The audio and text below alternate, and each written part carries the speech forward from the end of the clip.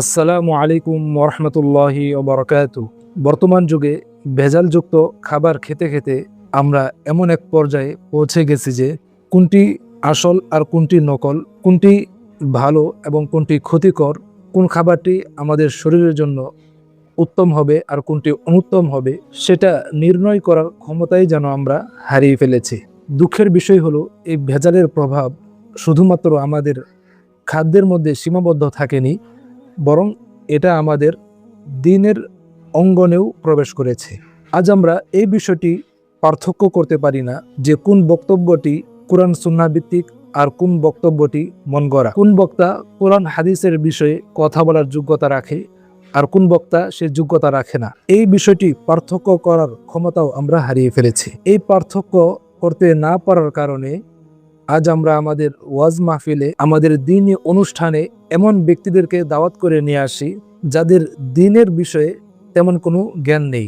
এজন্য তারা কখনো কখনো দুর্বল বর্ণনা, কখনো কখনো ভিত্তিহীন গল্প, আবার কখনো কখনো সুস্পষ্ট মিথ্যা গল্প শুনে মানুষকে আবেগ আপ্লুত করে ফেলে। তাদের সে বক্তব্য শুনে শ্রোতারা কাঁদেন, তারা হাততালি দেন, মাহফিল জমে ওঠে। কিন্তু প্রশ্ন হলো, এতে কি দিনের উপকার হচ্ছে নাকি ক্ষতি হচ্ছে?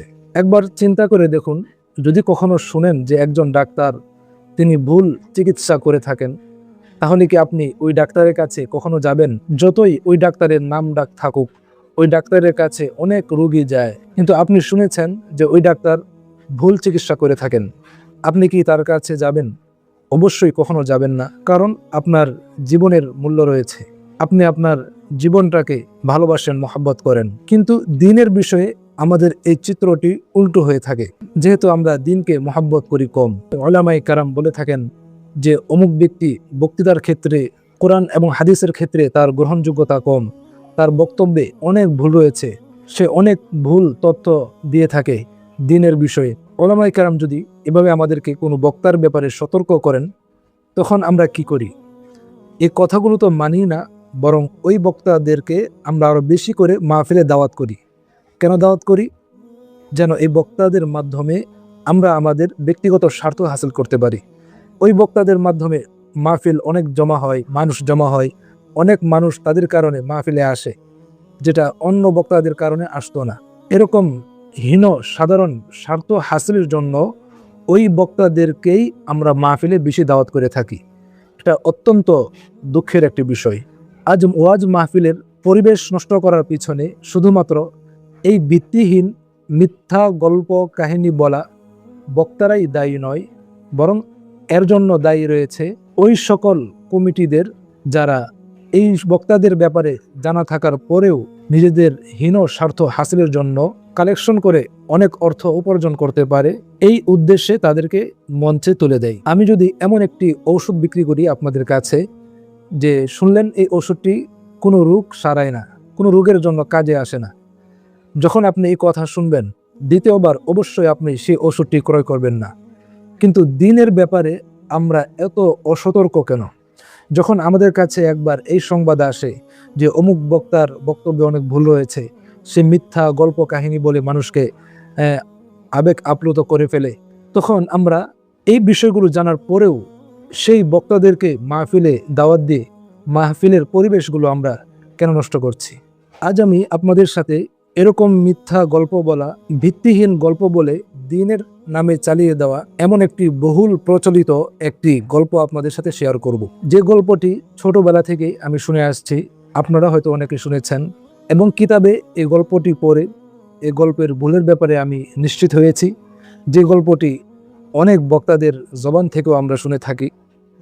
তো আমি চিন্তা করলাম এই বিষয়টি আপনাদের সাথেও শেয়ার করি, যেন আপনাদের উপকারে আসে এবং আপনারা সতর্ক হন।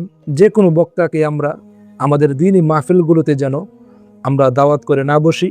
যাদের কোরআন হাদিসের বিষয়ে তেমন কোনো জ্ঞান নেই, তাদেরকে যেন আমরা আমাদের দিনই মাহফিলগুলোতে মঞ্চে যেন তাদেরকে তুলে না দিই, সে সতর্ক করার উদ্দেশ্যেই আপনাদের সাথে সে গল্পটি শেয়ার করছি।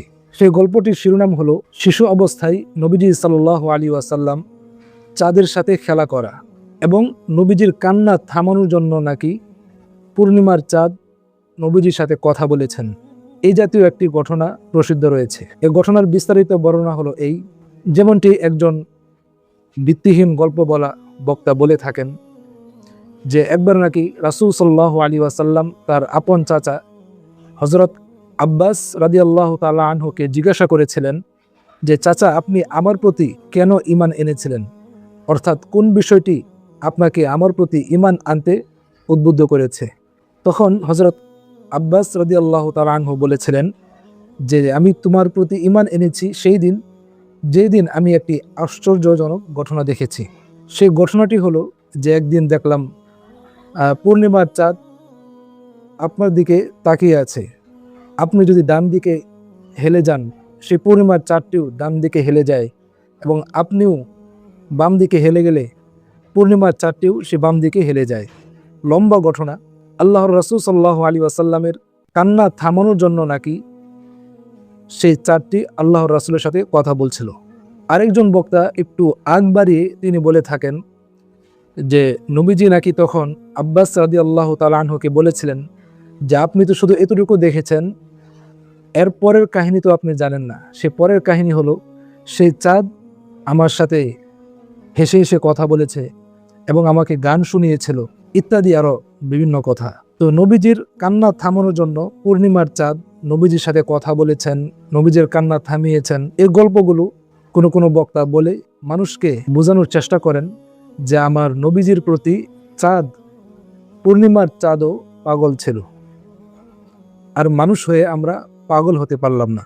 তো নবীজির প্রতি মহাব্বত, ভালোবাসা, পাগল হওয়া, দেওয়ানা হওয়ার জন্য এরকম মিথ্যা গল্প বলার তো কোনো প্রয়োজন নেই। এই জন্য স্পষ্ট কোরআন এবং হাদিসে বহু আয়াত হাদিস রয়েছে। তো এই ঘটনাটি একটি ভিত্তিহীন, এই ঘটনার নির্ভরযোগ্য কোনো সূত্র পাওয়া যায় না। আব্দুর রহমান সাফুরি রহমাতুল্লাহি আলাইহি তিনি তার কিতাব নুজহাতুল মাজালিস, এই কিতাবে এই ঘটনাটি বর্ণনা করার পর তিনি বলেছেন যে এই ঘটনার নির্ভরযোগ্য কোনো সূত্র পাওয়া যায় না। এভাবে আল্লামা ইবনুল জাওজি এবং ইবনে হাজার হাইতামি রহমতুল্লাহ আলাইহি সহ আরও অনেক ইতিহাসবিদগণ এই ঘটনাটি বর্ণনা করার পর বলেছেন যে এই ঘটনার নির্ভরযোগ্য কোনো সূত্র পাওয়া যায় না। আল্লামা ইমাম সুয়ুতি রহমতুল্লাহ আলী তিনিও এই ঘটনাটি তার এক কিতাবে উল্লেখ করেছেন এবং বলেছেন যে এই ঘটনার নির্ভরযোগ্য কোনো সূত্র নেই। আল্লামা ইবনে হাজার হাইতামি রহমতুল্লাহ আলী এই ঘটনার সহ আরও এই জাতীয় কিছু ঘটনা উল্লেখ করেছেন। সর্বশেষ তিনি বলেছেন হাদিহিল আহাদিসু কুল্লুহা কাদিবুন মাওযুআতুন, যে এই সকল গল্প কাহিনীগুলো মিথ্যা বানোয়াট, লা ইয়াহিল্লু রিওয়ায়াতু শাইইম মিনহা, এগুলোর কোনোটি বর্ণনা করা জায়েজ নেই। তবে বর্ণনা করা যাবে যে এই গল্পগুলো মিথ্যা, এটা বলে এই গল্পগুলো বর্ণনা করা যাবে। লম্বা ভিডিওতে আপনাদের সাথে এই বিষয়টি শেয়ার করার উদ্দেশ্য হলো আমরা যে কারো থেকে, যে কোনো ব্যক্তি থেকে কোরআন হাদিসের কথা শুনবো না। যে এ কোরআন হাদিসের তেমন ভালো জ্ঞান রাখেন না, তাকে আমরা আমাদের দ্বীনি মজলিসে দাওয়াত করব না। তার মানে এই নয় যে হক্কানি কোনো উলামায়ে কেরাম কোনো একটি তথ্য দিলেন, কোনো একটি গল্প বললেন, সেটা আমি আমার জেহানের সাথে মিলল না, আমার ব্রেনের সাথে মিলল না, আমার বুঝের সাথে মিলল না, তখন আমরা সেটা বিরোধিতা করলাম। বিষয়টা কিন্তু এমন নয়। হক্কানি কোনো উলামায়ে কেরাম যদি কোনো গল্প কাহিনী বলেন, অবশ্যই সেটার তথ্য থাকবে, সেটার কোনো সূত্র থাকবে। একান্তই যদি আমার সন্দেহ লাগে, সেটা আমি একান্তভাবে সেই আলেম থেকে জেনে নিব সেটা আসলে কোনো বিশুদ্ধতা রয়েছে কিনা, জেনে নিশ্চিত হব। কিন্তু কোনো মজলিসে আবার আমরা যেন বেয়াদবি করে না বসি যে হুজুর আপনি যে গল্পটি বললেন এটা আমার বিশ্বাস হচ্ছে না। আল্লাহ রাব্বুল আলামিন আমাদেরকে সঠিক দ্বীনের জ্ঞান অর্জন করার তৌফিক দান করুন।